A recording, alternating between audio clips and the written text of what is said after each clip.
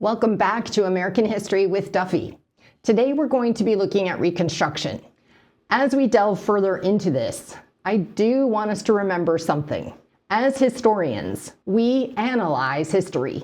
We're going to look at history from many different viewpoints, and we're going to analyze many different sources. We're trying to put together the puzzle. But just because we're analyzing something doesn't mean that we're justifying anything. My point is to present information to you and then have you form your own opinions about the history. It is important to remember that we're looking at things, however, from primary sources, people that lived during the time of the story. So their viewpoints might be a little different than those of us in the 21st century. Remember, analysis is not justification. Phase 3 of Reconstruction is Congressional Reconstruction. I like to break Congressional Reconstruction into two parts. Your first part is going to start here in 1866. It's going to be social reconstruction, or at least an attempt at starting social reconstruction. The second part, that has to wait until after the midterm elections. That starts here, though, in 1867, and that's going to be political reconstruction. Now, we're going to have 4 acts under social reconstruction, and we're going to have 3 acts under political reconstruction. Let's start with social reconstruction. Combining the newly elected Confederate leadership and the passage of black codes, the United States Congress, when they saw this happen, this is when they're going to act. The very first thing they're going to do is renew the Freedmen's Bureau. The Freedmen's Bureau was passed in March of 1865. This was done right before the very end of the Civil War. Now, we nickname it the Freedmen's Bureau. The actual name was the Bureau of Refugees, Freedmen, and Abandoned Lands. Now, this was a 1-year bill passed basically give aid to the newly freed slaves. It was also to give aid to anybody in the South that had lived through the disaster that was the American Civil War. After 1 year, Congress realizes they're going to need to extend that, which is why in early 1866, they're going to extend it with a new Freedmen's Bureau. This is the Freedmen's Bureau Act of 1866. Now, officially, the Freedmen's Bureau was supposed to do 4 things. I've broken it down into another one of my acronyms to help us remember it. I can't really pronounce this one because it's all vowels, but AEAE. The first A is for aid. This is just the basics. Freedmen's Bureau was kind of like an early FEMA. It's before the American Red Cross or anything like that. Some sort of aid to people who have lived through the disaster. Do you need a blanket? Do you need some clothes? Do you need a cup of coffee? Do you need some absolute basics? That was the Freedmen's Bureau. Now, the second thing is education. The Freedmen's Bureau is going to build over 3,000 schools. This is going to include 7 universities, including the historic black universities of Fisk, Atlanta, and Howard University.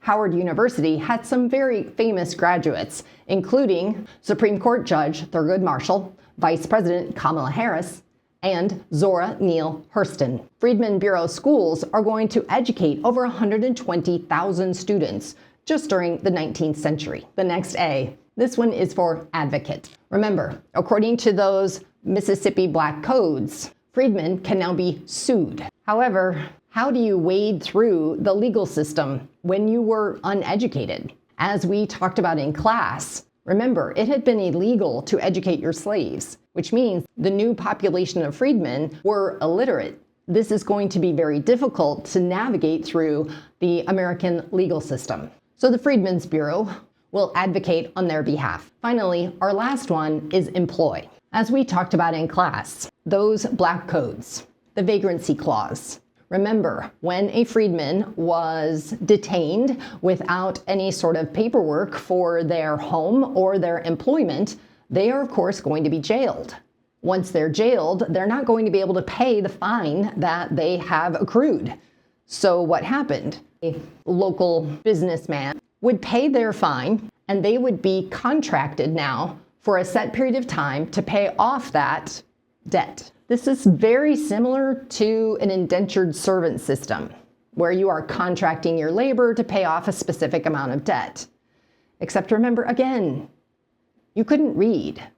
You did not know what was in the contract that you just signed. Was it just paying off your debt from violating the vagrancy clause? Or did you sign away your entire life, your life savings? What exactly did you sign? And what's going to be your job to pay off that debt? More than likely, it's going to be some sort of agricultural labor, perhaps the place that you just left. The Freedmen's Bureau is a bit challenging. While it was successful in giving emergency aid, it was successful in helping to educate over 150,000 students. It will advocate for people in court. It's also going to be used to reinforce racial prejudices. And ultimately, the employment aspect, it's going to see some mixed success. Now, this was the first act of Congress to attempt something. Congress is going to have to wait until the midterm elections before they can get a veto-proof majority in order to pass their next acts. After passing the Freedmen's Bureau Act of 1866, Congress is now going to pass the Civil Rights Act of 1866. This is in direct response to the Black Codes passed in our southern states. Now, what's curious about this Civil Rights Act of 1866 is that President Johnson is going to veto it. While we can say that, of course, President Johnson was racist, it's also important to understand his justification for the veto. Johnson is going to say that Congress was being unconstitutional. Why is that? According to his Reconstruction Plan General Amnesty, all of the southern states, remember, except for Texas, had gone through all the red tape they needed to bring their representatives and senators back to Washington, D.C. Except the current leadership of Congress is not going to allow them to sit. They're going to ban them from the House and from the Senate. Johnson says you can't do that. These are lawfully elected representatives and senators of states that are in the United States. You're banning them from their job as participants in the legislative branch. So therefore, Johnson says, until they get at least a vote, they're being disenfranchised. And he is going to continue vetoing all the bills until they are allowed at least a vote. Congress, however, remember, vehemently disagreed that the executive branch had any power at all over Reconstruction. So they will continue passing acts even though they did not have yet a veto-proof majority. The Civil Rights Act of 1866 will eventually pass. However, Congress is going to act another way as well. Congress will pass the 14th Amendment in 1866. It will be ratified in 1868. The 14th Amendment was basically the Civil Rights Act of 1866. They just wanted to make sure that it got put into the Constitution. It's your Naturalization Act. All persons born or naturalized into the United States are citizens of the United States and therefore have the same rights and privileges as citizens of the United States. There are actually 5 parts to the 14th Amendment, but most people ignore everything except for the first section. In Section 2, if you read it closely, it actually talks quite a bit about voting. But again, most people ignored it. This especially included the southern states. So therefore, Congress passed the 15th Amendment in 1869, and it was ratified in 1870. The 15th Amendment is male suffrage. All men, no matter their race, color, or previous condition of servitude, will now have the right to vote. Communities are going to do their best to get around the 15th Amendment. Just be aware that you're going to see things like poll tax. A poll tax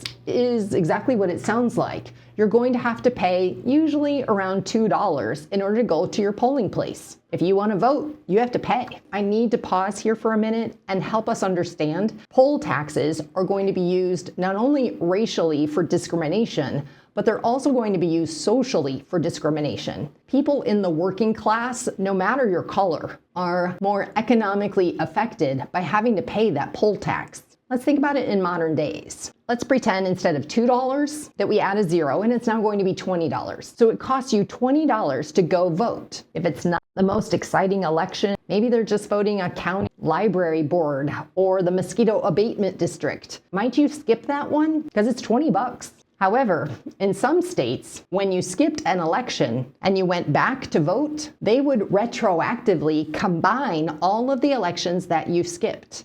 And in order to be current, you're going to have to pay for all the past elections. That's going to add up. And if your option is putting food on the table or voting, which one do you think is going to get the money? We will see other ways in which communities are going to try to get around the 15th Amendment. Things like literacy tests. In a literacy test, what they would usually do is bring out the old King James Bible, and they would turn to a passage, a bunch of names and words that I'm not going to be able to pronounce, and they're going to deem me illiterate. And so therefore, I have not passed the literacy test. Finally, you also have the grandfather clause. If your grandfather voted in a presidential election prior to 1866, then you will be allowed to vote in the next election. But if you were an enslaved person, what is the likelihood that your grandfather was registered to vote or did vote in an election prior to 1866? Remember, the Civil War ended in 1865.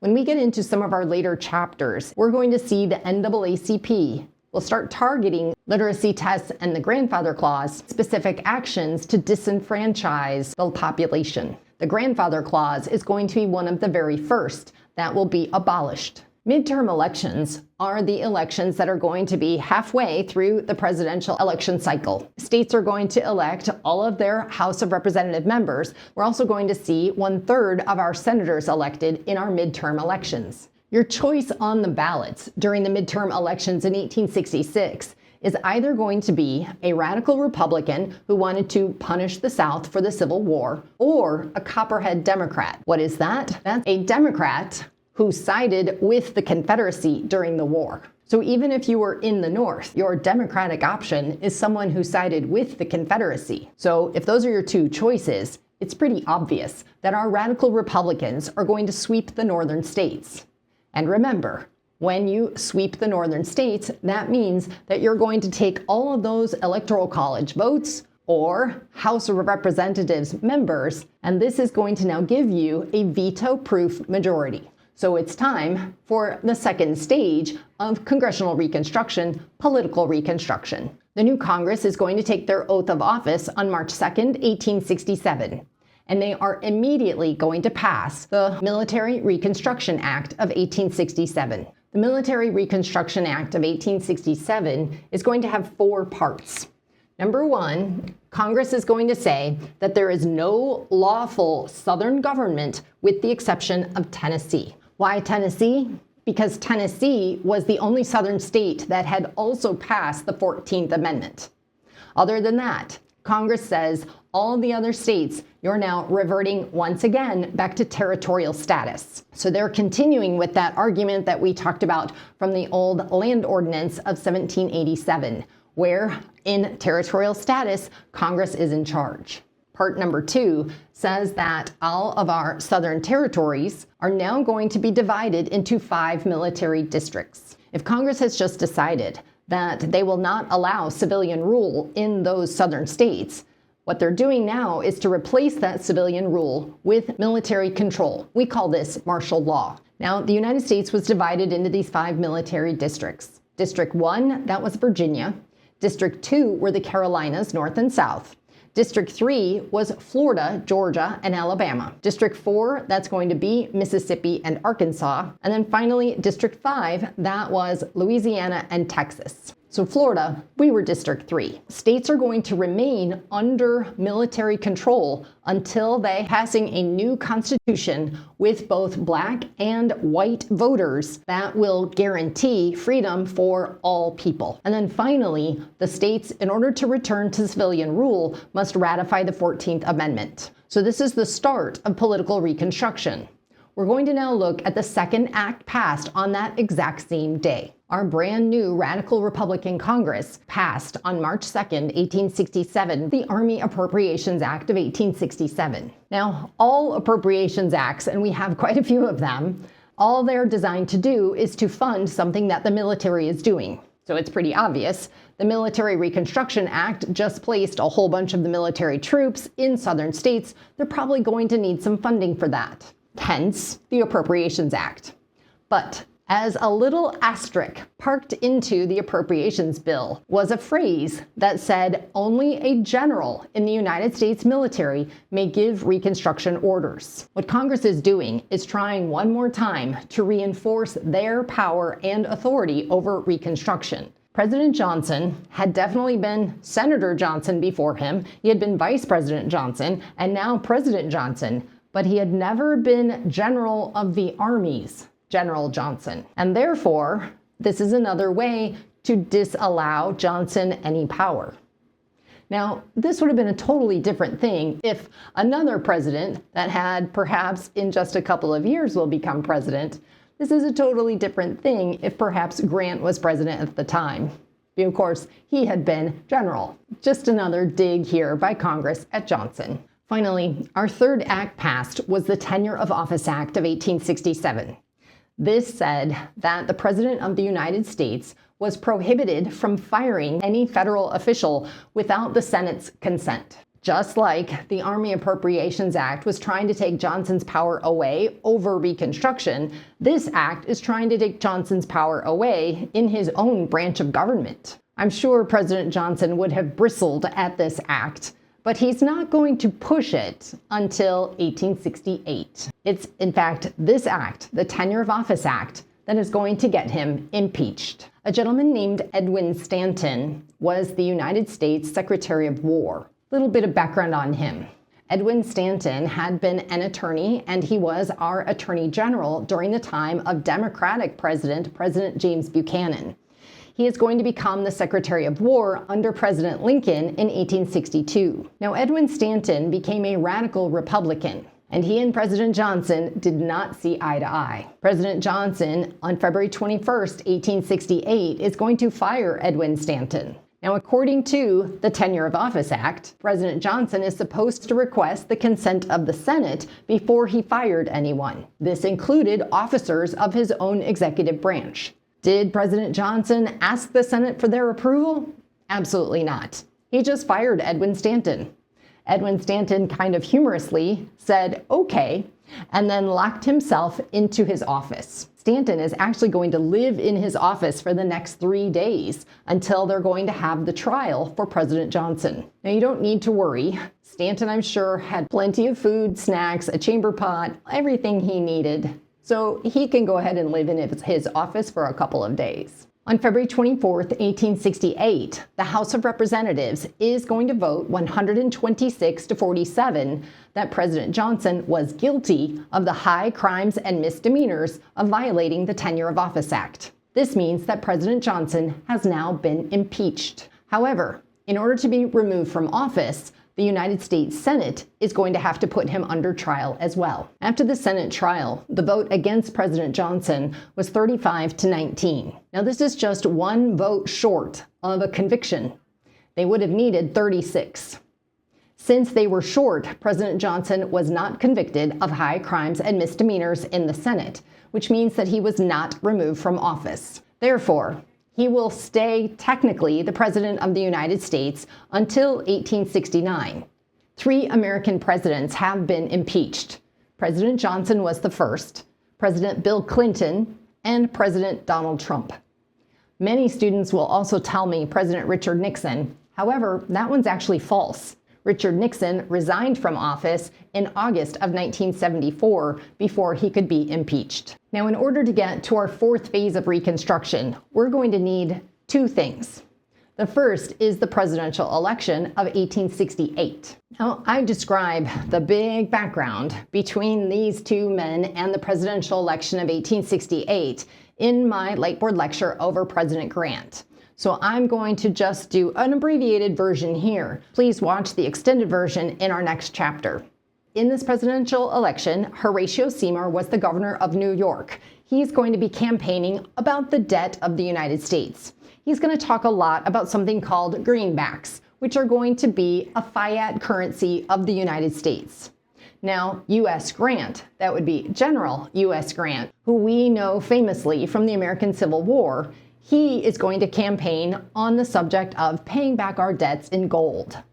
Now, it's 1868. If the American government owed you, a private business owner, if we owed you a debt, how would you like to be paid back? Would you like to be paid back in pieces of green paper, or would you like to be paid back in gold? You can see by the Electoral College votes of 214 to 80 that Grant is our new president. He will take his oath of office in 1869, which is the same year that we're going to see the second thing happen to transition us into phase 4. Now, when President Grant took his oath of office in 1869, there were only 3 states left that were still under military rule. These were the states of Mississippi, Texas, and Virginia. For the most part, we're done, and we're getting distracted. What are we being distracted by? The exact same thing that was the topic of that presidential election.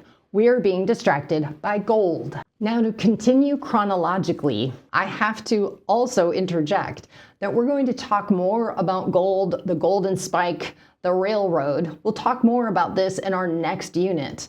But to finish Reconstruction, we need to understand that yes, there has definitely been a California gold rush. Good old John Sutter back in 1848, when California is brand new to us here in the United States. John Sutter is going to shout, "I found gold." And as soon as he does, we're going to see a rush out west. And by 1849, it's this gold rush that is pouring citizens west to California. Now, for the most part, you're heading west in your wagon until finally, May 10th, 1869, 2 train lines are finally going to connect here at Promontory Point, Utah. This is the laying of the Golden Spike. We're going to have the connecting of the Central Pacific out of California with the Union Pacific out of Pennsylvania. Finally, the Transcontinental Railroad is finished, which means that we can get the gold from out west. We can get that to the bankers in the east. And we're going to get a lot of people from the east who are going to want to move out west.